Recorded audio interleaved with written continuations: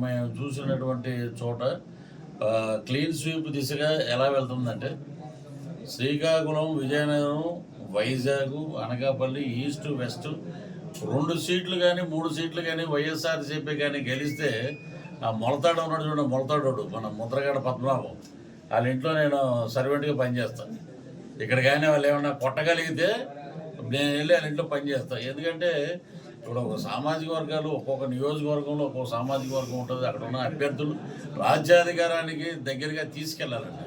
ఇప్పుడు ఆయన ఇలాంటి ఉన్న వ్యక్తుల్ని, కష్టపడి పనిచేసే మనస్తత్వం ఉన్న వ్యక్తుల్ని మనం అసెంబ్లీలో కూర్చోబెడితే మన ప్రాంతపు యొక్క సమస్యలని, ఇక్కడ చాలా సమస్యలు ఉన్నాయి.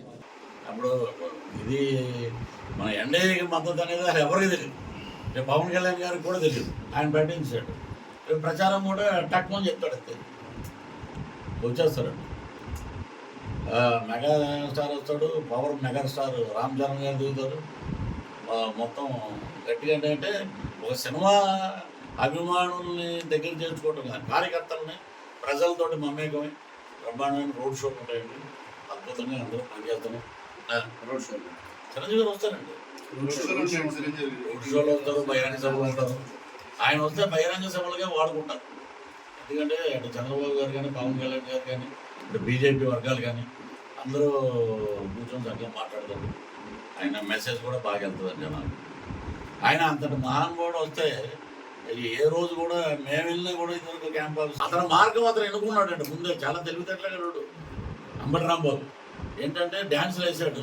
రేపొద్దున మన కోనసీమలో ఎక్కువ సంక్రాంతి కోడి పందాలు జరుగుతాయి కాబట్టి మాజీ మినిస్టర్ అని చెప్పి ఒక లక్షిద్దాం వాళ్ళు వచ్చినందుకు. ఒకసారి ఒరే ఇక్కడ రారాయన ఎవరే నువ్వు ఇద్దరు మన వాళ్ళు బుక్ చేయమంటే బుక్ చేస్తారు. అక్కడికి రానివ్వరులేండి, ఇక్కడికి మనం తిప్పుదాం కోడి పందాలు కాబట్టి ఒక లక్షిద్దామండి. మినిస్టర్ చేశాడు కదా, మినిస్టర్ చేసి ఎక్కడైనా హోటల్ ఇద్దాం, రూమ్ ఇద్దాం, వచ్చే ఆ భోగి మంటల చుట్టూ 2 డ్యాన్స్ వేసి పోతాడు ఇద్దరు. అతను డిసైడ్ అయిపోయాడు అక్కడనే, లేకపోతే గుంటూరు డిస్ట్రిబ్యూషన్ ఆఫీసు బ్రో సినిమాకి ఇంత కలెక్షన్ రాలేదు. ఒరే నువ్వు ఎక్కడరా, నువ్వు ఎమ్మెల్యే, నువ్వు మంత్రి, నువ్వు అది చూసుకోకుండా కనపడిన ఎవరైనా అక్కడ లేడీస్ కనపడితే అమ్మ బాగున్నారమ్మా, కళ్ళేలాగా ఉంటాయి, అమ్మ బాగున్నారమ్మా అని వీళ్ళు చేసే పని. ఇటువంటి వాళ్ళని మనం భారత్ ఉంటాయి. మొత్తం మీడియా మిత్రులు చెప్తున్నాం. ఇవన్నీ రేపు 1వ తారీఖు నుంచి పేజ్ ఇంకా బాగుంటుందండి. 1వ తారీఖు పేజు ఇటే ఉంటాం. తాడేపల్లిగూడెం, భీమవరం ఇవన్నీ మా దగ్గర ఉన్న రిపోర్ట్స్ అన్నీ అప్పుడు చదువుతాం అన్నమాట. మళ్ళీ ఇప్పుడు సినిమా మే 1వ తారీఖు రిలీజ్ అవుతుంది.